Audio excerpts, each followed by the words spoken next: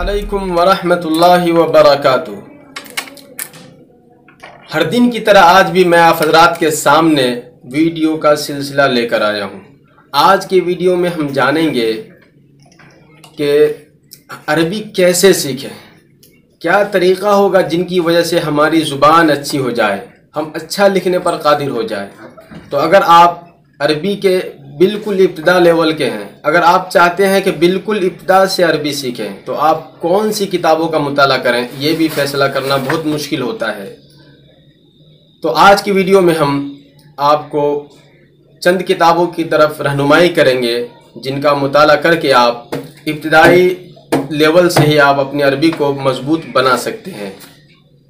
सबसे पहले अगर आप जुमला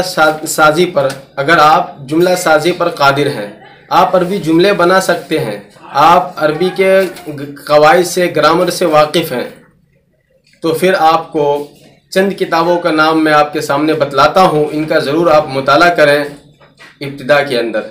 और जो एडवांस लेवल का, जो हाई लेवल की अरबी का मुताला करना चाहता है, तो मैं उनके लिए भी चंद किताबों का नाम बताऊँगा जिनका मुताला उनको उनके लिए बेहद मुफीद साबित होगा।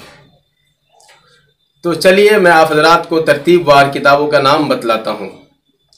तो आप सबसे पहले, अगर आप बिल्कुल इब्तिदा लेवल के हैं, तो आप अल-क़िससुल अदबिया पढ़िए, और इसी तरह अल-क़िससुल अरबिया है, ये 3 जिल्दों में आप इसे पढ़िए।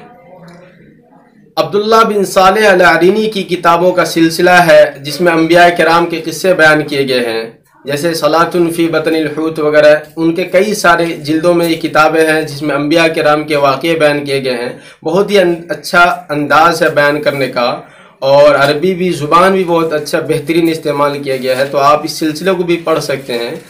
और इसी तरह अली मियां नदवी साहब की किताब है जो क़िस्सतुन नबिय्यीन का सिलसिला, 5 सिलसिला आप पढ़ें।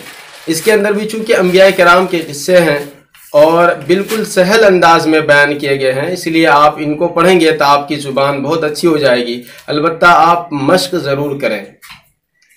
हाँ, अगर आपको इंशा से वाक़फ़ियत नहीं है, अरबी क़वाइद पर ज़्यादा दस्तरस नहीं है, तो आप पहले इंशा की कोई किताब पढ़ें, आप जो आपको दस्तयाब हो।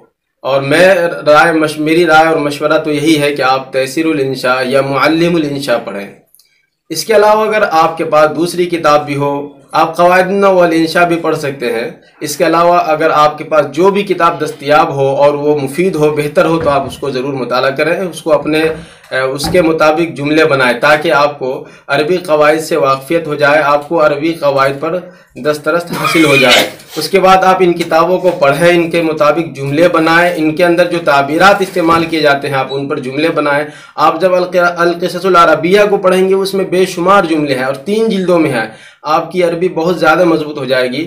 लेकिन बस ये है कि आप उनके मुताबिक उनकी ताबीरात को अपने जुमलों में ढालें, और जिस तरह वो अपनी ताबीरात इस्तेमाल करते हैं उसी तरह आप इस्तेमाल करने की कोशिश करें।